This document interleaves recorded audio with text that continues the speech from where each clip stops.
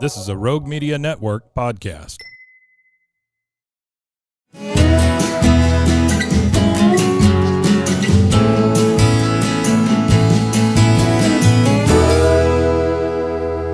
This is Central Texas Life with Ann Harder. Hello, everybody. Welcome to Central Texas Life. Now, this is a first for me. I'm doing an interview with a published author, and she writes under a nom de plume, which is her pen name. And we're not going to reference your real life name. No. That's what I was told by a mutual friend. Yes, we're going to set this up. We're going to keep it a secret today. We're going to keep it a secret today because Perci Jay has got her first book out. It's called The Bride of a Lycaster, and it is fun. This is called romantic fantasy, and it is, I have to admit, it's a subgenre Yes. of fantasy fiction, and it's just not something I normally read. But as a kid, I always loved fairy tales. I mean, I loved fairy tales, and so that's kind of what you've written. Yes, it is. It is very much a fairy tale inspired story. And I wanted to take some of those fairy tale tropes and classic fantasy tropes that we all grew up with and say, what happens if we added a little bit of real world logic into this? If we had like the Conan the Barbarian character and we made him this big tough warrior, what would real life consequences of having those kinds of qualities be? You know, if you're a woman in a high fantasy setting and you don't have a whole lot of choices, how would that make you feel? So I took those concepts and just kind of ran with them, and this is how I ended up with it. Well, and it is a page turner, I have to say. I mean, it was really a lot of fun. It was a fun read, The Bride of Lycaster, and got to the end, and we have a cliffhanger. And if I had read the inside cover carefully, it says this is the first in the Lycaster series. So you have more. I do have more. I currently have the second book, The Sorceress of Lycaster. It is almost completely drafted.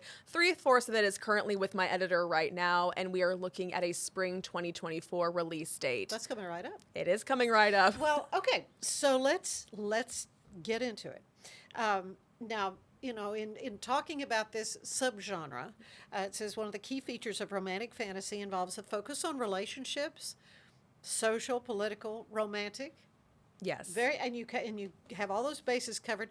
Romantic fantasy has been published by both Fantasy Lines and Romance Lines. So it's got a definite love story with a pretty major, shall we say, a big twist.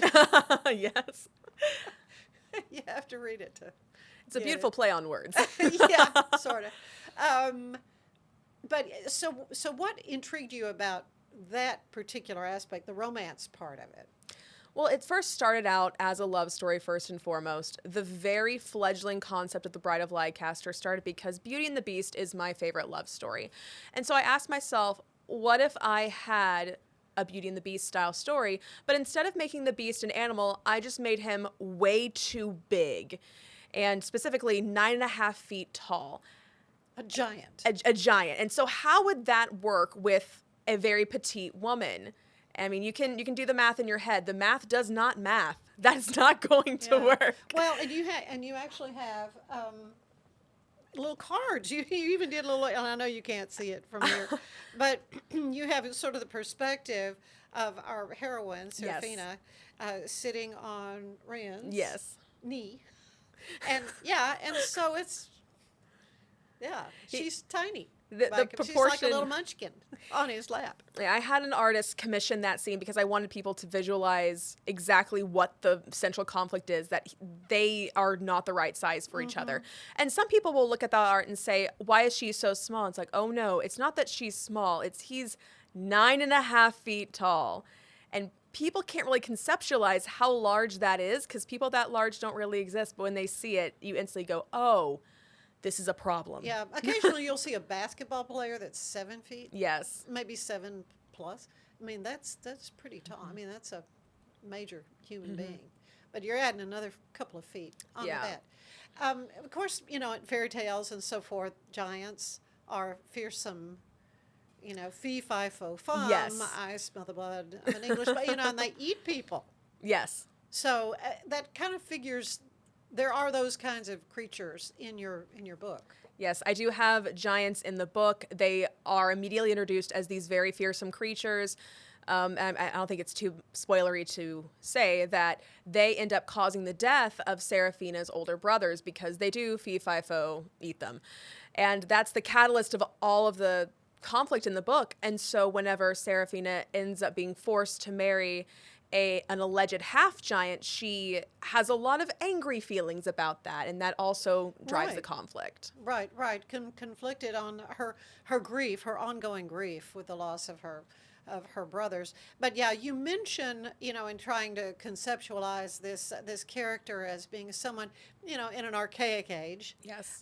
where the young ladies are schooled in a separate school, and they're kind of brought up for what they're going to become, and they really have no choices. No, none whatsoever. And they're quite angry about that. And my different female characters take that anger and use it in different ways. Seraphina takes that anger and it's very low burning, and it drives her motivation to manipulate and to lie and to connive her way just to get a crumb of safety. Then you have other characters like Brietta, where she takes that anger and she stays quiet, she reads, she tries not to make too big of a fuss. And then there's Annalisa, who lashes out, and she's a bully, and she will, if she's upset about something, she will tell you about it. Yeah, she's kind of a wench. She is. Yeah, but they kind of form these alliances, and yeah, and of course, again, I don't know how much detail we want to get into, on this podcast about the book, but the storyline is that they reach the age of marrying, Yes. and so they're just like cattle at an auction. That's exactly what it is, yes.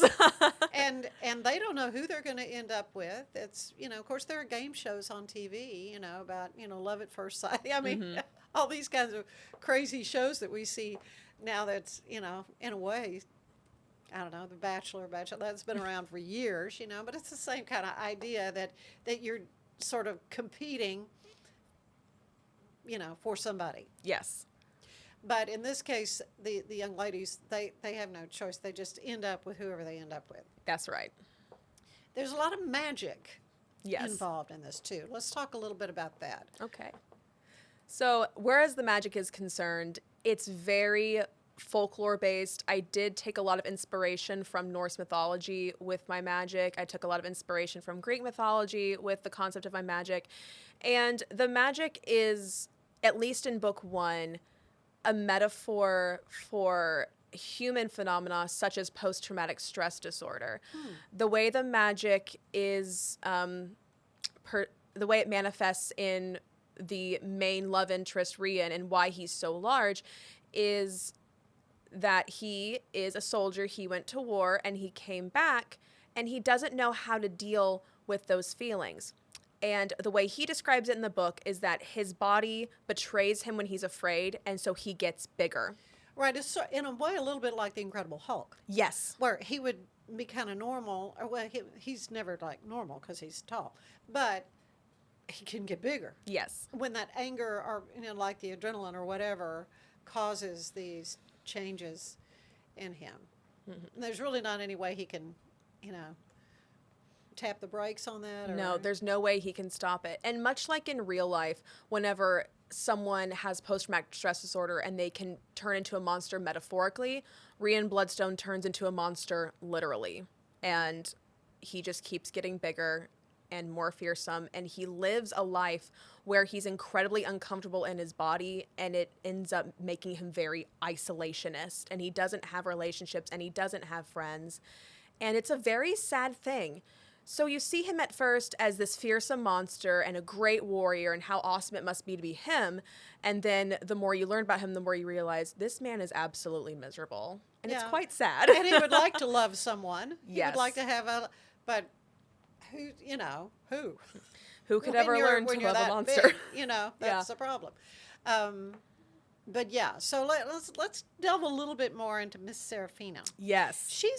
She's a very complicated character. She is, and people are 50-50 on whether they like her or they dislike her. It's a schism amongst my readers. Yeah. She is obviously, I mean, it's her voice pretty much that we're hearing. And so everything is kind of filtered through what she's thinking, but she's pretty honest about her own scheming, and she kind of lies to herself. She does. In thinking, oh well, no, I really, this is what I want to happen, and then she can become conflicted as more information is revealed to her. Yes. Something that I really wanted to do with her character is utilize the concept of an unreliable narrator. Because we in first-person perspective and we see her internal monologue, I wanted her to be such a good liar that she not only lies to herself within her own internal monologue, she lies to the reader about what's happening. So you can see some clues in the text how something is described, but her internal monologue will tell the reader something that's clearly the opposite and not at all true.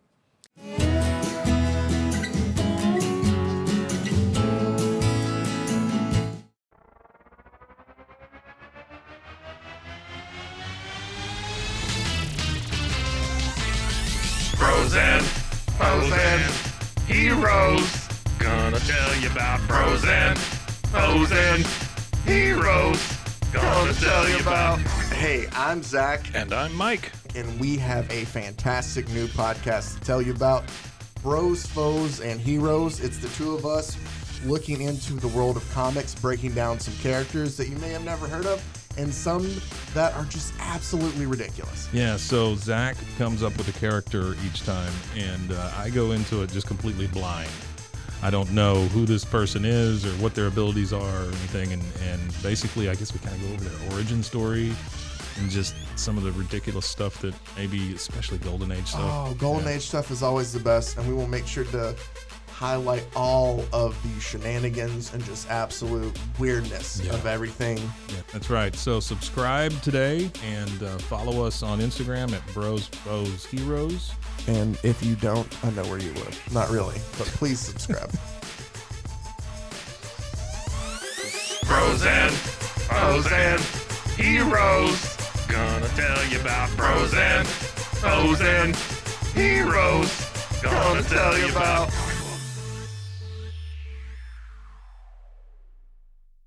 Hey, I'm Blair. And I'm Brittany, and we're the host of By the Cover Podcast. We cover everything from mysteries, thrillers, romance, chick lit, and even some smut. Don't forget the smut. Yeah. We're so excited to get this thing going and share this with you guys. We've been talking about this for months, and it's finally happening. Yes. Special shout out to Rogue Media for helping us with this. For sure. You can find us on Instagram at bythecover_podcast. You can also find us on Facebook and TikTok, so don't forget to give us a follow on those two also. And we are so excited to dive into some of our favorite books and share those with you. We can't wait. Hope you love it.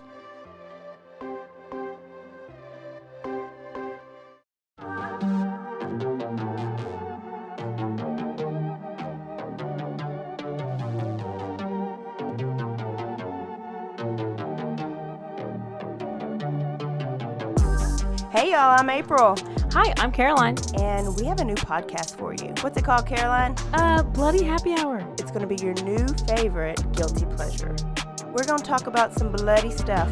Serial killers, true crime, Rape. rapists. Why not join us? We'll have a good time. You literally never know. I don't know what I'm going to say. Bloody Happy Hour. Apple Podcasts, Spotify, or wherever you listen to podcasts.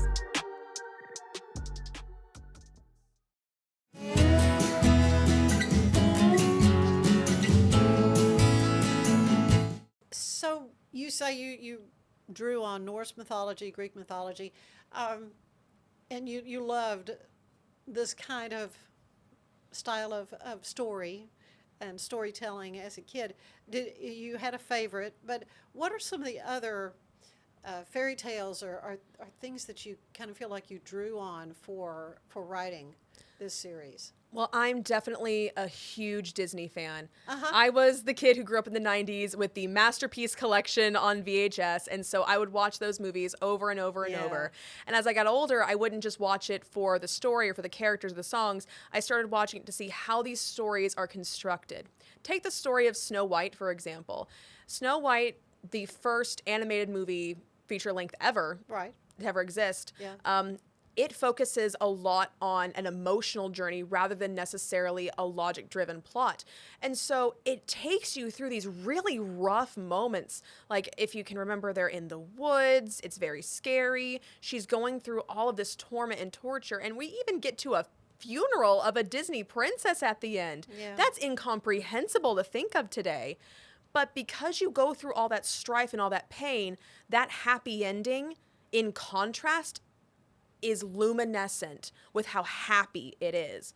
So I wanted to take that concept of we're going to put you through heck because that happy ending at the end is going to be so sweet because of it. So I just took all of these concepts of storytelling and of character building from classics we love, like from Disney, and that's what I really drew my inspiration from. Yeah, I mean, we're hearing and seeing, how Disney, they're kind of getting off into some weird stuff. Yeah. Really, and it's like almost like go back to your roots, and retell these stories, And so I don't know. It's exciting though to see what you've come up with this now. All cards on the table, as it were. You've got other cards we can look at. It's a little spicy. It is a little spicy, just a little bit. Well, there's a few F-bombs in there, and there's some language. I'll put it that way. So definitely, not for your preteen. No, it's not for preteens. I actually have a page right in the front where I inform any potential readers that this story is for audiences 18 and up, and I do inform the reader what the contents of the book are. I think that's very important, not just for parents of potential readers, but also for readers themselves, because I do get into some dark themes that some people just might not want to read, might not be pleasant for them. Yeah, and just might not be the best thing for a younger reader, for sure. I do like to talk to authors, though, about their process, without saying too much more about your personal life. I mean, there is a child involved. Yes. And so how do you personally find the time to have a career as a professional person and do this too? This is not your only job. Right. So I do have a normal job. I do have a normal 8 to 5. And what I do is I will go to my job, I will come home, I will be mom, and all that time I'm marketing on my social media, I write at night, and I work until usually about 1 a.m. every night. Every night. There are no days off. My weekends are completely consumed with working, and because I self-publish the book, I not only write the book myself, I also do the majority of the editing myself. I have to find my cover artist myself. I have to find my artist myself. I do all of the internal art myself. I draw my art myself. I even made my own font for this book. So I I like did. it. Thank you. A lot, yeah. And I have to say, I haven't found any typos. I haven't found any misspelled words. And I was kind of the grammar mom in the newsroom. Yes. And I have had people on where there'd been a few things that slipped through the cracks. But I've not found any. So kudos thank to you. you for doing all that yourself. I was a magazine editor in college. I went to Oklahoma State University for my undergrad, and it was drilled into me to do multiple passes, to have that editor's eagle eye, and to not send something to print unless it is perfect. Now, you will always find something after it's gone to print. I know I did whenever I had like thousands of passes over my magazine. I still found one typo. That'd be, yeah. And How did you get through? Perseverance. Yeah. It was just a point where I could not give up because I knew it was going to get done. I did not see a scenario where it didn't get done, and I just did it. Yeah. Well, that's amazing. I mean, I just think it's remarkable, and I'm so proud of you for doing that. And what I like is that at the end you've got discussion questions. Yes. Which I think that's pretty cool. You a lot of them related to the heroine of the Yes. book, Serafina, and well, why do you think So, have you been hearing from book clubs? I mean, people been using your book, or how do you get feedback on who's reading? I did have an appearance on an online book club last week, and that was a lot of fun. They didn't necessarily follow the discussion questions, but people like discussing the characters. Yeah. I have not had any of book clubs reach out to me and say, hey, we want to do your book. Can you have an appearance? I do know that Blackbird Books and Spirits in Belton has been wanting to do book clubs. And if anyone's listening and if you want to do a book club, I am more than happy to be of assistance. Please do. I think it's wonderful. I really intentionally made The Bride of Lycaster something for people to discuss, whether it's the theme or the story, or whether people kind of choose their favorite character and argue on their behalf over why they did nothing wrong and everyone else is wrong. Yeah. And I did that on purpose. Everyone's going to find something they like or relate to in this book. Well, absolutely. I believe that is true. So you've got the second one, The Sorceress. Yes, The Sorceress of Lycaster. And so what's the third? I mean, what do you have? Or is it going to be a trilogy? Is it going to be 6 books? Do you even have an idea in your head? And that's the other thing. I just don't know how you come up with this stuff. I mean, how you conceive of the characters and the storyline. I mean, I just think it's awesome that you've been able to do that. Well, in terms of coming up with the story, what would happen is I had the fledgling idea for The Bride of Lycaster, and I'd been wanting to write for a long time, ever since I was 12. And I came up with an idea, and I tried to write it, and I never was able to write more than a few pages. I didn't know what was wrong with me that I couldn't finish it. And then whenever I was driving around for work, I would entertain myself on these long drives by watching scenes of The Bride of Lycaster like a movie in my head. Playing it in your head. And so for 9 months, I just watched it while I was running or driving or doing anything mundane, just entertaining myself in my mind. And then one day, it was a Saturday morning in April of 2022, I just opened up a Word document and I said, okay, let's do this. And then I wrote it. I wrote the first draft of The Bride of Lycaster in 2 months. Did you really? It took me 2 months, and the first draft was 90,000 words, so it was pretty big. Mm-hmm. Yeah. And so did you have an outline in your head when you started, or did it evolve as you're writing it? Oh, it evolved completely. Okay. The story that went to print is completely different. Well, I shouldn't say completely different. The heart's still the same, but it is very different from my first draft. A lot of the characters evolved. My motivations evolved.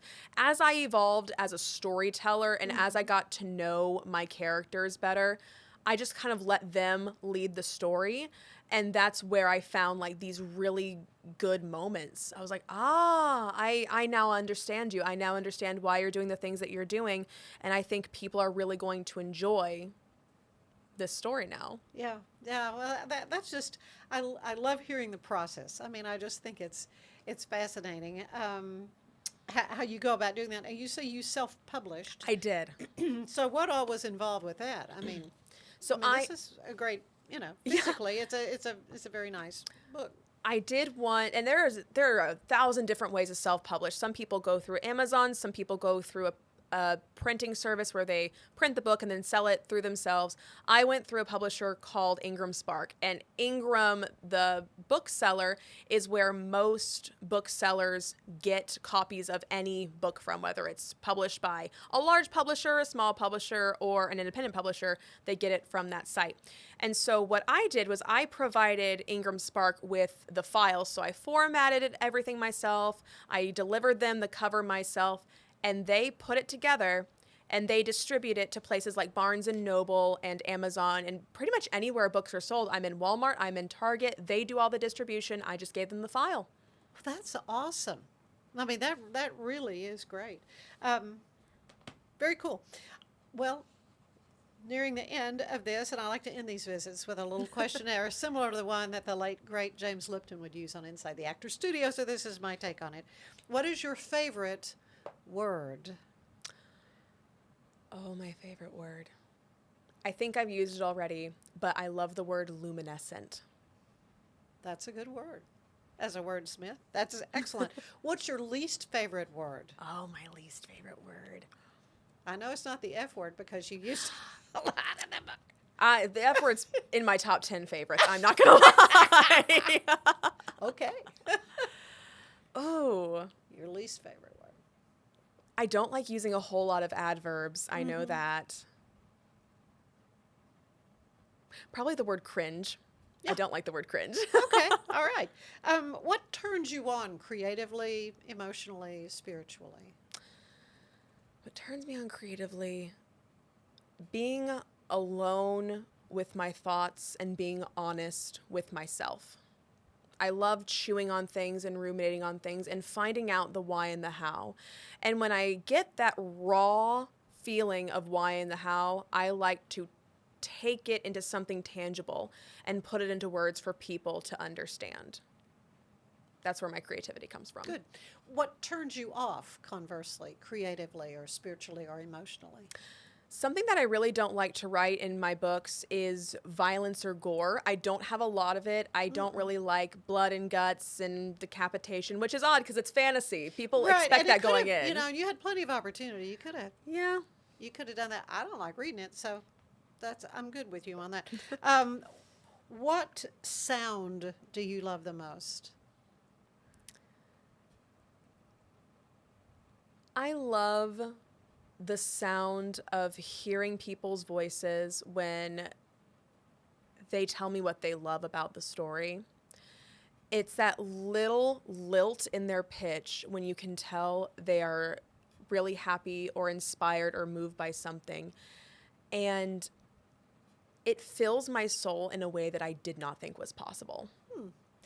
What sound do you hate? I figured that was coming. Yeah. A sound that I hate. Yeah. Other than just the normal nails on a chalkboard. Yeah. That's a bad one. I don't like negativity.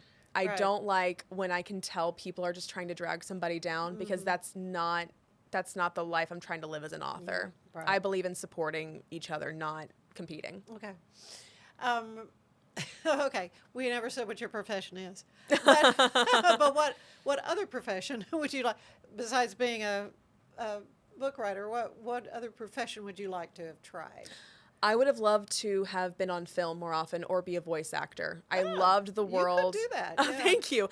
I loved the world of acting. I love being a performer. And so here I am doing something I love at this moment. Yeah, and storytelling. I mean, creating these stories.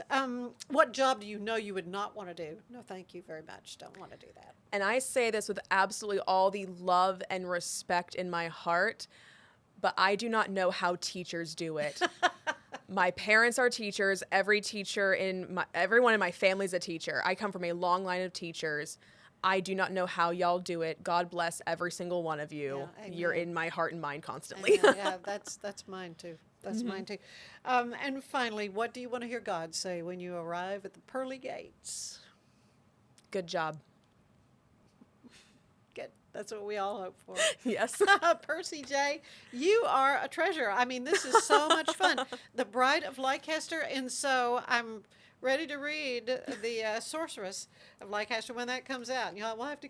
Yeah, I'm working hard. Back. You're working hard on it, and I have you back to talk about it as well. So, how can folks? You say it's available in a lot of places, but is there, Amazon just an easy way to get a copy of the book? Yes, you can get it on Amazon, Barnes & Noble, Target, Walmart, anywhere you can find books in the normal large places. You can also get a signed copy from me at percijauthor.com. I'll throw in my character cards, some art, some bookmarks, maybe a sticker or two if I'm feeling like it.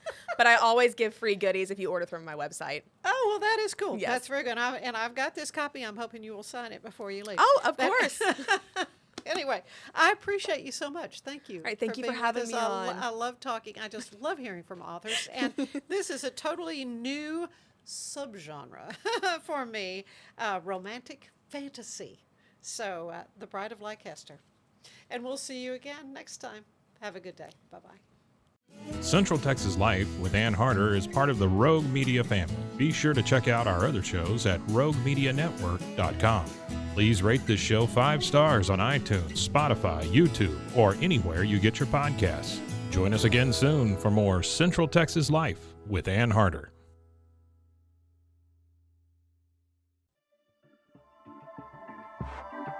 This has been a Rogue Media Network production.